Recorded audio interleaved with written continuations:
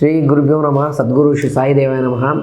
ಕನ್ನಡ ನಾಡಿನ ಸಮಸ್ತ ವೀಕ್ಷಕರಿಗೆ ನಮ್ಮ ಈ ಒಂದು ಸನ್ಮಾರ್ಗದರ್ಶನ ಚಾನಲ್ಗೆ ಸ್ವಾಗತ.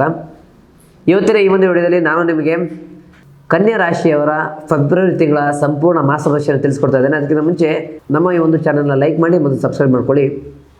ವೀಕ್ಷಕರೇ, ನಿಮ್ಮ ಜೀವನದಲ್ಲಿ ಸಾಕಷ್ಟು ರೀತಿಯ ಸಮಸ್ಯೆಗಳಿಂದ ತಾವು ಬಳಲ್ತಾ ಇದ್ದೀರಾ. ಸಾಕಷ್ಟು ಜ್ಯೋತಿಷರಲ್ಲಿ, ಸಾಕಷ್ಟು ದೇವಸ್ಥಾನಗಳಲ್ಲಿ ಎಲ್ಲ ರೀತಿ ಪರಿಹಾರ ಪೂಜೆಗಳನ್ನು ಕೂಡ ಮಾಡಿದ್ರು ಕೂಡ ಸಮಸ್ಯೆಗಳಿಗೆ ನಿವಾರಣೆ ಸಿಗ್ತಾ ಇಲ್ಲ ಅಂತ ಸಾಕಷ್ಟು ಕರೆಗಳು ಮತ್ತು DM ಮೂಲಕ ನನ್ನನ್ನು ಕೇಳಿದ್ದೀರಾ. ನಿಮ್ಮನ್ನು ನೇರವಾಗಿ ಹೇಗೆ ಭೇಟಿಯಾಗಬೇಕು ಗುರುಗಳಂತ ಕೂಡ ಪ್ರಶ್ನೆ ಇದೆ. ಆ ಪ್ರಶ್ನೆಗೆ ಏನಪ್ಪ ಉತ್ತರ ಅಂತಂದರೆ, ಸ್ಕ್ರೀನಲ್ಲಿ ಕಾಣ್ತಕ್ಕಂಥ ನಂಬರ್ಗೆ ನೀವು ಕರೆ ಮಾಡಿ ಅಪಾಯಿಂಟ್ಮೆಂಟ್ನ ಬುಕ್ ಮಾಡ್ಕೊಂಡು ನಮ್ಮನ್ನು ನೇರವಾಗಿ ಭೇಟಿ ಮಾಡ್ಬೋದಾಗುತ್ತೆ. ನಿಮ್ಮ ಸಮಸ್ಯೆಗಳಿಗೆ ಶಾಶ್ವತ ಮತ್ತು ಅಂತಿಮ ಪರಿಹಾರವನ್ನು ಕೂಡ ನಾವು ಮಾಡಿಕೊಡ್ತೇವೆ. ಮೊದಲನೇದಾಗಿ ಕನ್ಯಾ ರಾಶಿಯವರ ಆರ್ಥಿಕ ಸ್ಥಿತಿ ಬಗ್ಗೆ ನೋಡೋದಾದರೆ, ಕನ್ಯಾ ರಾಶಿಯವರು ಎಷ್ಟೇ ಕಷ್ಟಪಟ್ಟು ಕೂಡ ಆರ್ಥಿಕ ವಿಚಾರದಲ್ಲಿ ಸ್ವಲ್ಪ ಖಿನ್ನತೆಯನ್ನು ಅನುಭವಿಸ್ತಾ ಇರ್ತಾರೆ. ಇವ್ರ ಜೀವನದಲ್ಲಿ ಎಷ್ಟೇ ಇನ್ವೆಸ್ಟ್ಮೆಂಟ್ ಮಾಡಿದ್ರು ಕೂಡ, ಏನೇ ಮಾಡಿದ್ರು ಕೂಡ ಲಾಭವನ್ನು ಕಾಣ್ತಾ ಇರೋದಿಲ್ಲ. ಈ ತಿಂಗಳು ಕೂಡ ಹೇಳ್ತಕ್ಕಂಥ ಒಂದು ಅಧಿಕ ಲಾಭ ವಿಚಾರಗಳು ಇರೋದಿಲ್ಲ. ಮಾಡ್ತಕ್ಕಂಥ ಎಲ್ಲ ಹೂಡಿಕೆಗಳಲ್ಲೂ ಕೂಡ ಸ್ವಲ್ಪ ಲಾಸಸನ್ನು ಕಾಣುವಂಥ ವಿಚಾರ ಈ ತಿಂಗಳು ಇರೋದ್ರಿಂದ ಯಾವುದೇ ರೀತಿ ಹೂಡಿಕೆಗಳು ಯಾರಿಗಾದ್ರೂ ಸಾಲ ವಿಚಾರ ಕೊಡೋದಾದರೆ ಈ ತಿಂಗಳು ಮಾಡೋದು ಬೇಡ ಅಂತಲೇ ನೇರವಾಗಿ ಹೇಳಬೇಕಾಗುತ್ತೆ. ಜೊತೆಗೆ ಬೇರೆ ಸಾಲ ಸೋಲ ಮಾಡಿದರೆ ಅಥವಾ ಸಾಲದ ವಿಚಾರದಲ್ಲಿದ್ದರೆ ಈ ತಿಂಗಳು ಸ್ವಲ್ಪ ಸಮಸ್ಯೆಗಳು, ಆರ್ಥಿಕ ಬಿಕ್ಕಟ್ಟು, ಆರ್ಥಿಕ ಮುಕ್ಕಟ್ಟು ನಿಮಗೆ ಕಾಡಲಿಕ್ಕಿದೆ. ಹಾಗೆ ಎಚ್ಚರಿಕೆಯಿಂದ ಸ್ವಲ್ಪ ಒಂದು ಹಣಕಾಸಿನ ವಿಚಾರದಲ್ಲಿ ಮುನ್ನಡೆಯಬೇಕಾಗುತ್ತೆ.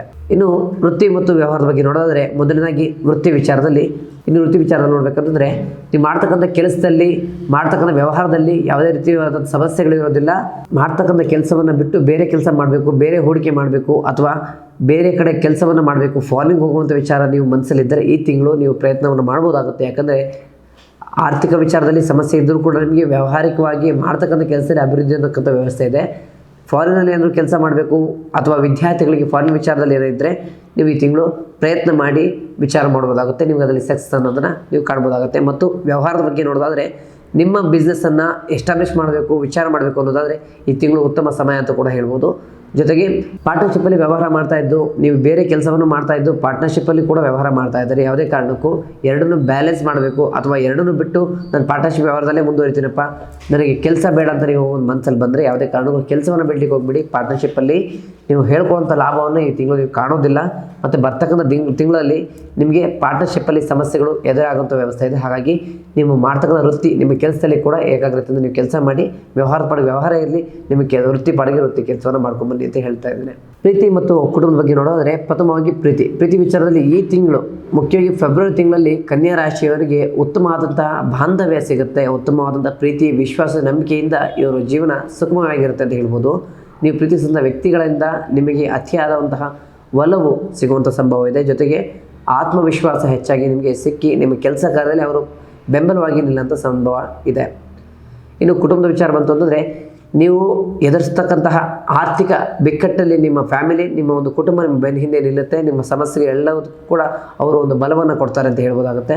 ಜೊತೆಗೆ ನಿಮ್ಮ ಸಮಸ್ಯೆಯಿಂದ ಹೊರಬರಲಿಕ್ಕೆ ಕೂಡ ಅವರು ಒಂದು ಬಲವನ್ನು ಕೊಟ್ಟು ನಿಮ್ಮ ಸಮಸ್ಯೆಗೆ ನಿವಾರಣೆಯನ್ನು ಕೊಡ್ತಾರೆ ಅಂತ ಹೇಳ್ಬೋದು. ಜೊತೆಗೆ ನಿಮ್ಮ ಕುಟುಂಬದಲ್ಲಿರ್ತಕ್ಕಂಥ ಗುರು ಹಿರಿಯರ ಆಶೀರ್ವಾದ ನಿಮಗೆ ಮುಖ್ಯವಾಗಿ ಈ ತಿಂಗಳು ಬೇಕಾಗುತ್ತೆ. ಇನ್ನು ಆರೋಗ್ಯದ ವಿಚಾರ ಬಂತು ಅಂದರೆ, ಆರೋಗ್ಯದ ವಿಚಾರದಲ್ಲಿ ಹೇಳ್ತಕ್ಕಂತಹ ಯಾವುದೇ ಸಮಸ್ಯೆಗಳಿಲ್ಲ ಅಂದರೂ ಕೂಡ ಸಣ್ಣ ಪುಟ್ಟ ಅಜಾಗರೂಕತೆಯಿಂದ ನಡ್ತಕ್ಕಂತಹ ಸಮಸ್ಯೆಗಳಿಂದ ಫೈನಾನ್ಷಿಯಲಿ ನೀವು ಕೆಳಗೆ ಬೀಳುವಂಥ ಸಂಭವ ಇದೆ. ಹಾಗಾಗಿ ಒಂದು ವಾಹನದಲ್ಲಿ ಓಡಾಡಬೇಕಾದ್ರೆ ಹೆಚ್ಚಿನ ಗಮನವನ್ನು ಕೊಟ್ಟು ನೀವು ಓಡಾಡೋದ್ರಿಂದ ತುಂಬ ಒಳ್ಳೆಯದಾಗುತ್ತೆ. ಯಾಕಂದರೆ ಅದರಿಂದ ಆಗ್ತಕ್ಕಂಥ ಸಮಸ್ಯೆಯಿಂದ ನೀವು ಫೈನಾನ್ಷಿಯಲಿ ಸ್ಟೇಬಲನ್ನು ಕಳ್ಕೊತೀರಾ. ಹಾಗಾಗಿ ವಾಹನದಲ್ಲಿ ಓಡಾಡಬೇಕಾದ್ರೆ ಸ್ವಲ್ಪ ಹೆಚ್ಚಿನ ಗಮನವನ್ನು ಇಟ್ಟು ಓಡಾಡಿದ್ರೆ ತುಂಬ ಒಳ್ಳೆಯದು ಅಂತ ಹೇಳ್ತೇನೆ. ಕನ್ಯಾ ರಾಶಿಯವರಿಗೆ ಇರ್ತಕ್ಕಂತಹ ಸರಳ ಪರಿಹಾರ ಏನಪ್ಪ ಅಂತಂದರೆ, ಪ್ರತಿ ಶನಿವಾರ ಶನೇಶ್ವರನ ದೇವಸ್ಥಾನಕ್ಕೆ ಹೋಗಿ ಎಳ್ಳು ಬತ್ತಿಯನ್ನು ಅರ್ಪಣೆ ಮಾಡಿ, ಜೊತೆಗೆ ಬಡವರಿಗೆ, ನಿರ್ಗತಿಕರಿಗೆ, ವಿದ್ಯಾರ್ಥಿಗಳಿಗೆ ನಿಮ್ಮ ಕೈಲಾದಷ್ಟು ಸಹಾಯವನ್ನು ನೀವು ಮಾಡೋದ್ರಿಂದ ನಿಮ್ಮ ಜೀವನದಲ್ಲಿರ್ತಕ್ಕಂಥ ಆರ್ಥಿಕ ಸಮಸ್ಯೆ, ಮನಸ್ಸಿಗೆ ಖಿನ್ನತೆ ಏನಿದೆ ಇದೆಲ್ಲ ನಿವಾರಣೆಗೆ ಒಂದು ಸೂಕ್ತ ಮಾರ್ಗ ಅಂತಲೇ ಹೇಳ್ಬೋದಾಗುತ್ತೆ.